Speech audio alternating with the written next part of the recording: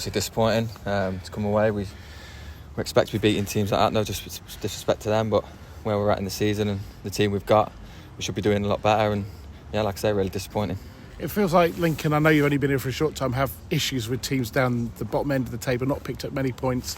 It felt like a very similar performance, maybe not the same result as Cambridge. Yeah, I think so. I think we had a lot of chances. They didn't really create anything, and we were probably a bit sloppy in the first half at times, and that's where they got the chances from. And then the referee obviously chalked off a couple of goals, which has been happening a lot recently. I don't know if they are. I've not seen them back, to be honest, so I can't comment if they've been rightly chalked off or whatever. But yeah, like I say, everyone's disappointed in there, and it's really important that we just stick together. And I know it's a cliche, but we just can't let the season just peter out now. We've got to try and win every game still, and just keep going, and whatever happens around us happens, and just keep kicking on. It felt as well first half that the team was struggling to get any sort of pace to the game into the passing.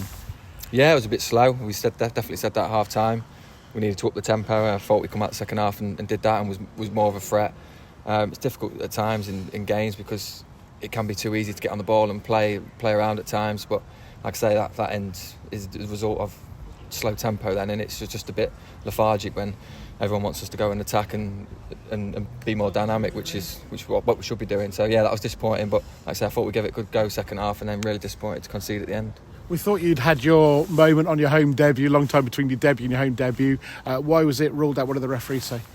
He said Jovan pulled somebody in the box or something, like a little tug on the arm, but I don't know if that would have affected it or not, to be honest with you. And if we're giving fouls for stuff like that, then I definitely think Collos was a foul. You can't just jump into the back of someone when he's trying to bring it down if we're giving fouls for pulling an arm. So that's what he said to me, but it seemed soft, and everyone said it was soft on the bench, so I've not seen it back, but yeah.